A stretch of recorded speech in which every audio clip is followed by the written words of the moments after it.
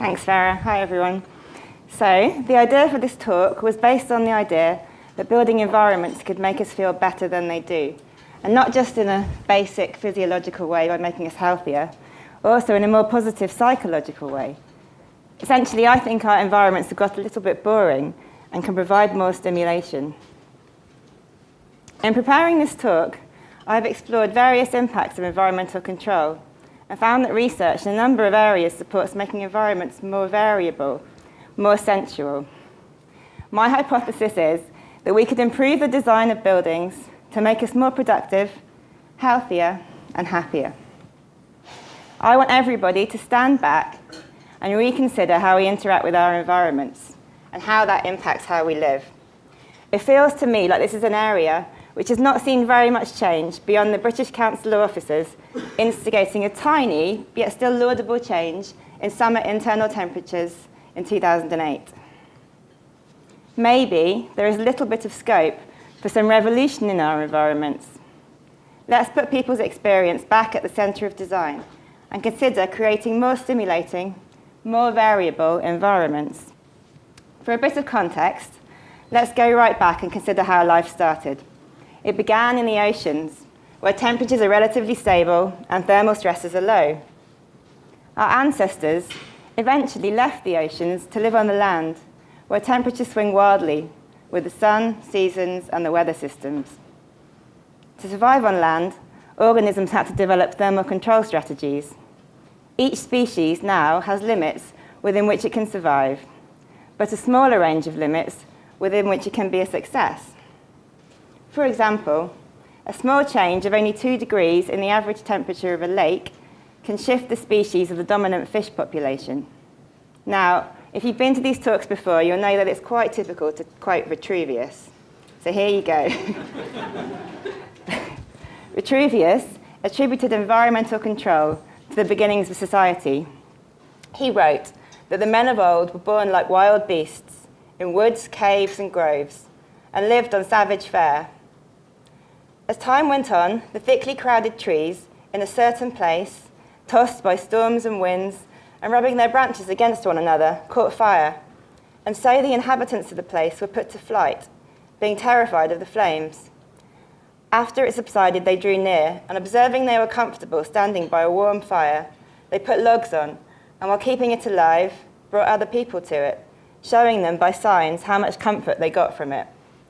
Therefore, it was the discovery of fire that originally gave rise to the coming together of men, to assembly, and to social intercourse.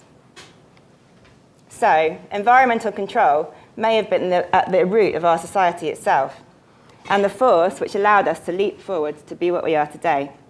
It's likely that the first attempts at building were also rooted in environmental control, to shelter this sacred fire from the rain and the wind.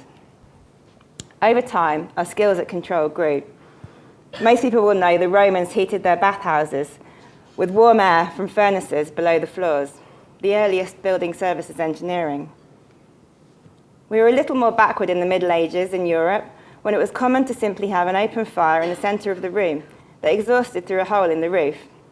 This pulled air in through low-level openings, meaning the only place to keep warm was right in front of the fire. Pretty poor environmental control. So environmental control became less primitive as chimneys were invented. These chimneys gradually grew in mass and scale as people realised they could both store and transport heat through the buildings. In the 18th century, Benjamin Franklin designed a metal box with a ducted air supply and chimney that could be used to heat other spaces. This method of heating led to the need to make buildings increasingly airtight to contain the warm air. This was the beginnings of facade engineering. So by the 19th century, we were pumping water to radiators. And in 1902, Willis Carrier invented air conditioning, cooling and dehumidifying air by passing it through water sprays. Now, the purpose of this history lesson is to demonstrate that we reached, at the beginning of the 20th century, a pinnacle of controllability. It was now possible to have constant conditions all of the time. And what this drove us to do was to start looking for optimal comfort conditions, which in real life, outside of climate chambers, such as this one for the 70s, this is where they used to do the experiments on optimal comfort conditions with a man in his pants. These comfort conditions don't really exist. Comfortable conditions vary wildly with our physical attributes, what we're wearing, expectation, and adaptation to climate. As a result, industry guidance is based on statistical comfort models, not on the individual. And nowadays, we tend to design to achieve a constant thermal environment across time and space. But it's important to remember, uniformity of heat energy is not a natural state. It requires significant energy to maintain it. For example, heat rises and drives convection currents that mess with our constant conditions. So, building services engineers, such as me, must use energy-intensive methods to ensure that every location within a building can be maintained at this constant temperature and humidity. In a typical office building, do you ever think about what's behind these pervasive comfort conditions? Unless, of course, they're not perfect, or you're a building services engineer. I imagine most people take it for granted, rather like the structure. So one of my questions for you is, should the actively controlled environment be as steady as the structure? Just because we can achieve this thermal constancy does not mean that we should, or even that it's good for us. Take, for example, the sensation of temperature. For a start, it's complex. We don't experience it directly. Thermoreceptors in our skin compare the environmental temperature against our deep body temperature in two ways: the steady component and the dynamic component of sensation. It's the relationship between the steady and the shifting environmental conditions that can provide a sensual pleasure. For example, a change in air velocity across our skin triggers dynamic discharges from the skin's cold thermoreceptors. So, when you're warm, air movement stimulates your skin's cold receptors and is experienced as pleasure. In contrast, the most successful air-conditioned climates are best perceived by their occupants as neutral. The language of comfort metrics itself is telling. We talk in units of PPD. This stands for percentages of people dissatisfied. So, there is an underlying assumption that the best environments need never be noticed, and that once an objectively comfortable level has been provided, all of our thermal needs will be met. I don't think this is true. I really think we've lost something. Lisa Heschong, who partly inspires this presentation, wrote a wonderful book in the 70s called Thermal Delight. In this passage, she compares the thermal environment to eating. She says, "Food is as basic to our survival as our thermal environment. Our level of understanding makes it possible to meet all of our nutritional needs with a few pills and injections. However, while eating is a basic physiological necessity, no one would overlook the fact that it plays an important role in the cultural life of people. A few tubes of an astronaut's goop are no substitute for a gourmet meal. They lack sensuality, taste, aroma, texture, temperature, and color. They are disconnected from all the customs that have developed around eating. The thermal environment has the potential for sensuality, cultural roles, and symbolism that need not be designed out in the name of a thermally neutral world. For example, a summer breeze, the sun on your skin, a warm bath, or diving into a cool pool. So thermally neutral environments rob us of thermal delight. A degree of environmental variability is pleasurable and also stimulating. I propose that we should be less afraid of creating sensuous environments that provide delight, because they're good for us and because thermal neutrality is our natural. The design response to this could take many forms, from more free-running buildings with opening windows or more air movement to user-specific air delivery systems. For example, the new Maltese Parliament building, which is currently on site, uses mixed-mode ventilation where users can choose between natural ventilation and air conditioning, with sensors to switch off the system when absence is detected. The White Collar Factory uses a traffic light system to guide users when they can open the windows. The control of perimeter mechanical ventilation is manual and left in the hands of the floor manager. This approach may indeed not be appropriate to all environments. I'm not suggesting everything we do is wrong. The old-fashioned productivity and static temperature studies are probably still relevant for certain types of work. But we ought to reconsider that we now work differently and consider, for example, would innovation be improved by thermal delight? This complements Joseph Hargreaves' ideas from his talk in March. We need to think about how we work best. And there are some really exciting applications. I'm really not just talking about offices. Recent research looks at elderly residence homes and questions the constant environmental conditions. Dynamic environments providing a range of temperature, light, and acoustics in different spaces can improve both the quality of life and health of the residents. And studies also show that perceived comfort can be higher on average in well-designed, naturally ventilated buildings than they are in air-conditioned buildings. Ultimately, humans have always adapted. It's in our nature. Europeans use furniture to raise themselves above the cold air at floor level, while those in warmer climates traditionally sit directly on the floor, where they benefit from the extra coolness held in the ground. Current examples of adaptive shifts in behaviour respond much more to energy than they do to experience. A really good example of a shift in attitude is the Cool Biz scheme in Japan, which uses an energy trigger to make a pretty sensible shift in behaviour. As everyone will know, Japanese summers are tropical and stifling. Japanese office workers, due to an inherited Western cultural convention, generally always used to wear woolen suits and ties year-round. So in 2005, the Japanese government aimed to set summer office air temperatures no lower than 28 degrees C to save energy. To support this, the dress code was changed to Cool Biz, shirt sleeves and no tie, and the best name anyone could think of, I think. At first, the workforce found it hard to make this shift in culture and tended to come to work holding their tie and jacket. However, advertising of this scheme and the Prime Minister appearing on TV in this style of dress eventually made the shift possible. Interestingly, after the tsunami of 2011, Super Cool Biz was launched to allow polo shirts and sandals to be worn and save even more energy. And I believe this is still in force. So, if adaptation is a successful option, then why not give people more control over their environment? In the extreme, a lack of control over environment is a well-known psychosocial hazard. Factory production lines moving at constant pace have caused extreme stress and depression in workers. The health and safety executive consider control over one's workplace to be one of the major determinants of stress. So this is pretty serious stuff. Reduced job satisfaction is associated with feelings of being unable to exercise control. I don't know if anyone feels that when they kind of can't open the window or they get too hot. But perceived control is known to reduce stress and improve well-being. What happens is personal control over our indoor environment reduces negative effects by acting as compensation.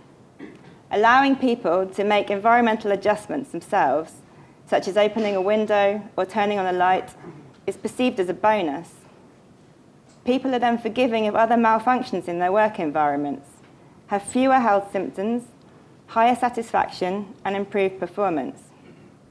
This also means that in the event of discomfort, the importance of control rises. This is called the forgiveness effect. And what's more, control saves energy too. Researchers found a mean saving of 54% for manually controlled over automatically controlled lighting systems, which is much, much greater than the savings from photoelectric controls. And no detriment to comfort was observed in these studies. Interestingly, the work found that for many users, they chose to work at luminances substantially below industry recommendations. The important thing to note from this is it wasn't perfect. People were still not good at switching off at the end of the day. I found from experience at home that this behaviour can be taught, but it is a slow process. As a result, we tend to design lighting systems with absence detection. Advanced control systems, however, can sometimes be barriers, not aids to operational management, and lead to more energy use rather than less. And in addition, users can become frustrated with automatic controls and render them ineffective. Sophisticated systems can be manually controlled as well. In the Kimball Art Museum, we designed manually controlled louvers over a glazed roof so that the exhibition curators could choose to vary average natural lighting levels by show or by season. Apart from the clear health and energy benefits, I think this level of engagement in the environment is illustrative of a positive business philosophy. A level of personal control over your working environment gives a sense of a company that cares how you feel and values your input. Employee satisfaction and retention is worth a hell of a lot of money. The forgiveness effect works again. Positive perception in one area can have a positive effect of assessments in other areas, providing added value where it matters the most, with people. So choice is important. But all of this user control talk isn't necessarily a call for an immediate revolution. Or maybe it is. It doesn't necessarily need to be you pressing the buttons. It may simply mean an improvement in our relationships with facilities managers. User control can be by proxy. Facilities managers are the gatekeepers of our environments, and responsive, innovative facilities management teams are critical to the happier, lower resource future I'm imagining here. Buildings can't work unless facilities managers make them work properly.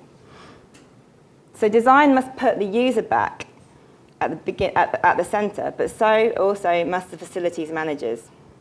And therefore design must also consider the facilities managers. The aim is to make better environments easier for everybody. Successful environments now are probably characterised as subtle, invisible, automatic, and constant, creating spaces for people not to notice, or perhaps a little bit boring. The future of the environment could be sensual, inspiring, responsive to needs, and user-engaged. In the long term, this might mean open source building operating systems where local temperature and lighting could be set to our personal profiles. I'm sure we'll be giving a talk to you about this kind of thing very soon. And in the closer future, I imagine a more environmentally confident world where we experience more and reap the benefits. I think we have a responsibility to challenge convention. Constantly controlled sealed boxes needn't be the default design. So let's enlarge the concept of integrated design of buildings to include people. Let's design the building experience for people and become more comfortable with environments that provide greater opportunity for pleasure. To place people at the heart of design, we need to know what environments need to be like to make us happiest. If we need the data, then let's go and get more of it. Knowledge is the key driver for making informed decisions about design. Because happy, healthy, productive people do more with less, which for me is the essence of economic, environmental, and social sustainability. Ultimately, more sensuous, user-enabled environments could make us more resource efficient, more productive, healthier, and happier. Thank you.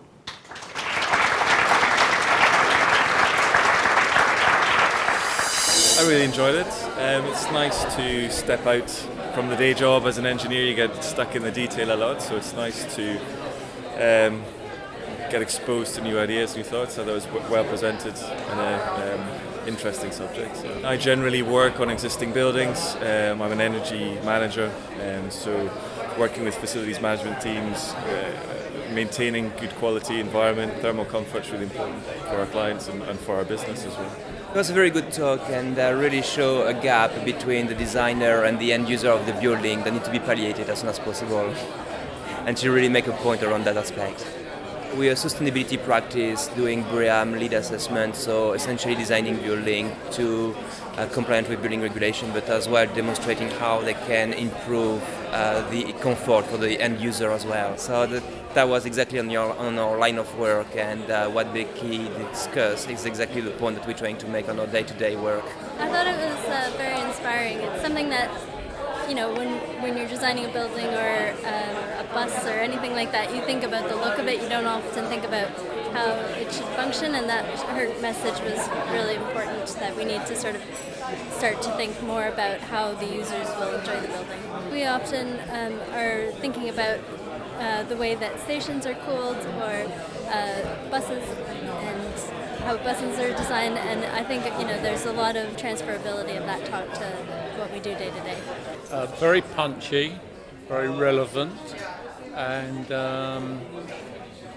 how do we get ourselves to where we should be with all these issues like ecology and energy?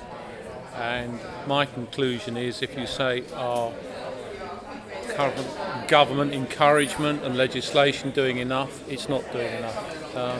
Obviously our buildings are far too developer-driven, investment-driven, and not enlightened enough. And I was intrigued to learn that one of the big problems for Becci is dealing with architects.